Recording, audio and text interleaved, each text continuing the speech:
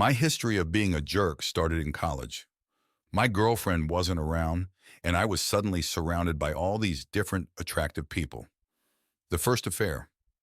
When I started college, there was this really pretty girl in my class. I put a lot of effort into winning her over, taking her out to meals, studying together. I started ignoring my girlfriend's calls. Whenever she reached out, I felt this irrational irritation. She began calling less and less, and our relationship shifted from balanced to one where she was in a weaker position and I had the upper hand. I found her annoying and preferred hanging out with other girls. It felt fresh and exciting, but by the middle of my sophomore year, that girl lost interest in me. I was crushed and quickly went back to my girlfriend. This didn't last long. I got an opportunity to study in Australia, and on the way there, I met a high school girl. I told her all about college life and how to make money. She looked at me with awe, saying, "Wow, you're amazing." I started flirting with this new girl. We began video chatting, and things moved fast once I was in Australia. We held hands, hugged, kissed, and almost went further, but I stopped. A wave of guilt hit me. Until then, I considered my infidelity to be emotional, not physical. When we were on the verge of crossing that final line, I snapped back and realized I couldn't do it. After returning home, I gradually cut ties with the high school girl and focused on my girlfriend again, the second affair. In my junior year, I got an internship in Hong Kong and met another girl. She was tall, around 5'7", and had a tomboyish charm. We had a great time in Hong Kong, drinking in Lan Kwai Fong, kissing on the streets, and having fun in hotels. But again, just before going all the way, I stopped, remembering my girlfriend. This girl, who was my age, felt hurt and humiliated.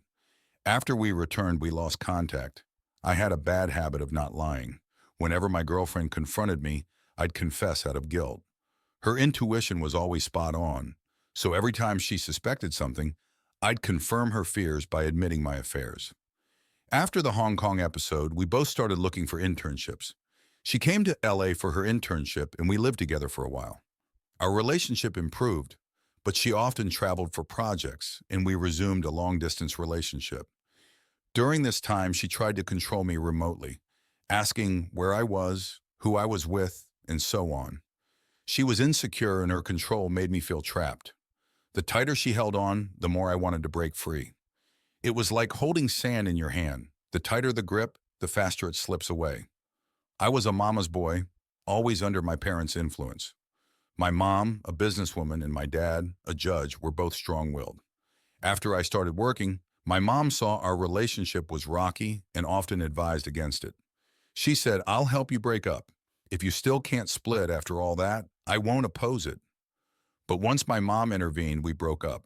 I remember after a talk with my mom, my girlfriend told her she was leaving, left the keys at the door, and went to a hotel. She said she felt utterly abandoned, hoping I'd chase after her.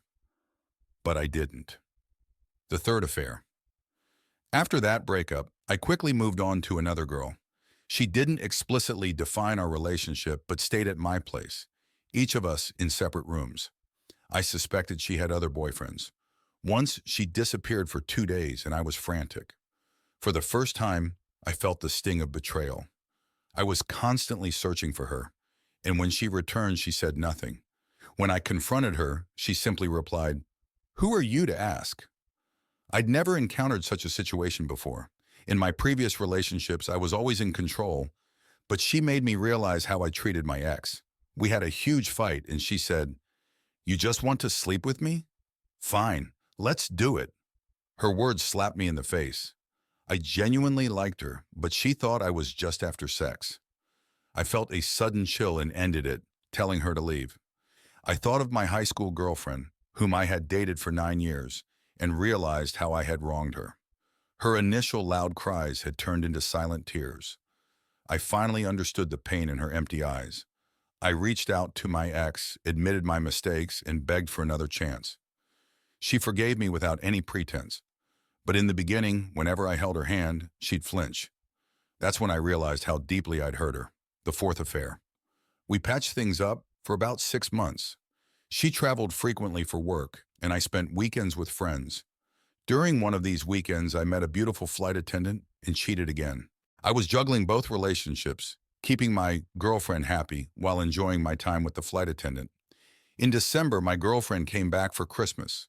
The day before she arrived, I had written a postcard to the flight attendant at a bookstore, something to be delivered a year later. The next day, my girlfriend went to the same mall. After we split up to do our own things, I went to meet a client, and she went shopping with her friend. That evening, she slammed 2 postcards on the table. I was stunned. I couldn't believe the coincidence. It was like fate was mocking me. I knew it was over. This time there was no need for confession. The evidence was right there. No explanation could fix it. And I knew our relationship was beyond repair. Even if we got married and had kids, she'd always remember those postcards. I sat her down and said, "Let's break up." She started to cry, sobbing uncontrollably. The farewell trip. We agreed to go back to our hometown on February 10th and part ways at the train station. In the month leading up to our breakup, I remembered all the promises I'd made to her, eating authentic Chinese food, watching a Maroon 5 concert, and letting her bite me if I ever suggested breaking up. I wanted to fulfill those promises before we ended things. I booked a spontaneous trip for us. We stayed in a beautiful old hostel, had a lot of fun, and visited the panda sanctuary. There, we played a game where I'd guide her while she closed her eyes. The flight attendant had been too scared to trust me, but my girlfriend walked confidently, trusting me completely. I felt a pang of guilt. Back in LA, we caught a Maroon 5 concert. Despite my tight budget, I bought VIP tickets. She sang along to every song, crying, and I held her crying too. I reminded her of the last promise and told her to bite me. She did, but barely, then said, "I could never hurt you." Let's leave it at that. The final goodbye. On the day we were to part, we packed our bags and boarded the train. She used to love train trips, sharing snacks and dreaming about a future together.